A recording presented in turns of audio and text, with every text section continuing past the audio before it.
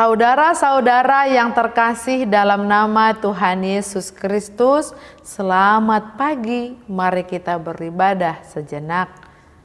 Kita menyanyikan buku Inde HKBP dari nomor 412 ayat 3.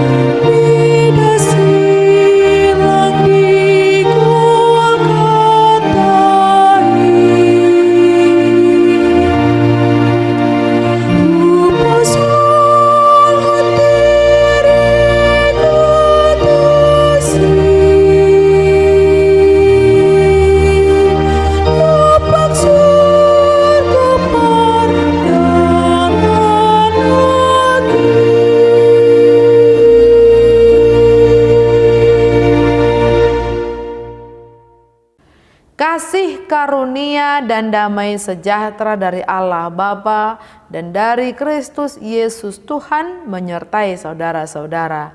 Amin. Saudara-saudara, firman Tuhan renungan harian Kamis 10 Maret 2022 dari kitab Injil Markus pasal 14 ayat 24 mengatakan, dan ia berkata kepada mereka, inilah darahku, darah perjanjian yang ditumpahkan bagi banyak orang. Dalam bahasa Batak Toba dikatakan, laos didokma tunasida, mudar hudoon, mudar parpadanani, nani usehon humokop torop halak. Demikian firman Tuhan. Saudara-saudara, hari Paskah ialah hari perayaan peringatan pembebasan bangsa Ibrani dari perbudakan di Mesir. Pada hari itu malaikat kematian masuk rumah-rumah orang Mesir dan membunuh semua anak-anak sulung mereka. Tetapi rumah-rumah orang Ibrani dilewati. Paskah dalam bahasa Ibrani adalah pesah, berarti melewati. Hari raya ini jatuh pada tanggal 14 bulan Nisan, yaitu tanggal yang berdekatan dengan tanggal 1 April. Untuk jemaat Kristen yang mula-mula dalam perjanjian baru, hari Paskah ini mendapat isi baru, yaitu perayaan hidupnya kembali Tuhan Yesus dari kematian. Dalam perjamuan makan Paskah, elemen-elemen penting yang perlu dijelaskan oleh kepala keluarga Yahudi adalah roti tidak beragi dan darah anak domba yang disembelih. Roti tidak beragi mengingatkan orang Israel akan ketetapan yang diberikan Tuhan, di mana mereka harus makan roti tidak beragi selama 7 hari lamanya. Kemudian penyembelihan anak domba yang tak bercacat mengingatkan pada peristiwa tulah ke-10 di kitab Keluaran. Dengan darah anak domba yang dibubuhkan di pintu-pintu rumah orang Israel, maka anak-anak sulung laki-laki mereka diampuni dan diselamatkan dari kengerian murka Allah dalam tulah ke-10.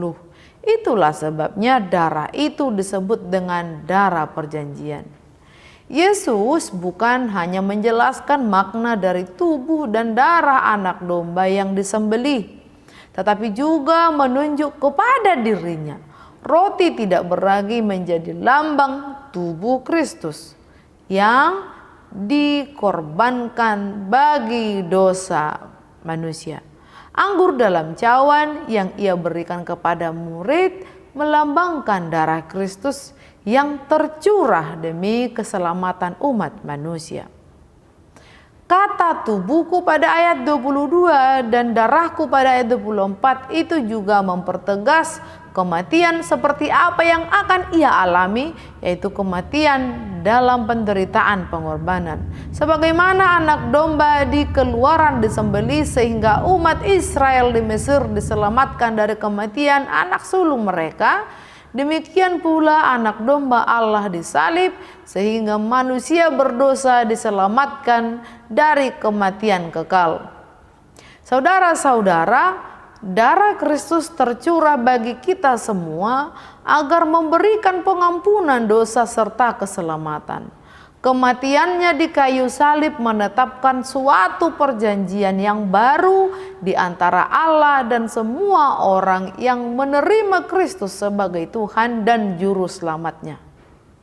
Mereka yang bertobat dan berbalik kepada Allah melalui iman kepada Kristus akan diampuni, akan dibebaskan dari kuasa iblis dan akan menerima hidup rohani yang baru, dijadikan anak Allah, dibaptiskan dalam Roh Kudus, serta dapat menghampiri Allah setiap saat untuk menerima kemurahan, menerima kasih karunia, kekuatan, dan pertolongan. Amin. Marilah kita berdoa. Ya Tuhan Allah Bapa kami yang di surga, terima kasih untuk firman-Mu hari ini. Engkau mengingatkan kami akan penebusan Kristus Yesus yang menghidupkan kami. Ajarlah kami oleh Roh Kudus-Mu untuk setiap saat mengenang pengorbanan Yesus di kayu salib. Oleh daging dan darahnya kami selamat, sehingga setiap hari kami dipenuhi sukacita dalam mengisi hari-hari kami di dalam hati yang penuh syukur dan penuh pujian di dalam Kristus Yesus Tuhan. Amin. Kita menyanyikan buku nyanyian HKBP dari buku nyanyian nomor 412 ayat 3.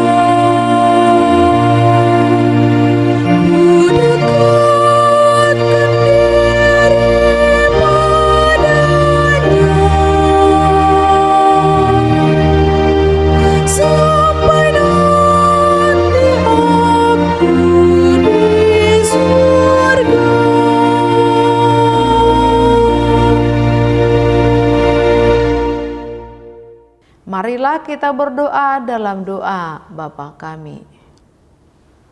Bapa kami yang di surga, dikuduskanlah namamu, datanglah kerajaan-Mu, jadilah kehendak-Mu di bumi seperti di surga.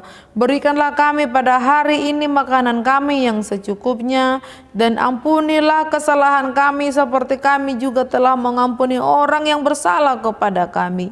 Dan janganlah membawa kami ke dalam pencobaan, tetapi lepaskanlah kami daripada yang jahat, karena Engkau punya kerajaan dan kekuasaan dan kemuliaan sampai selama-lamanya.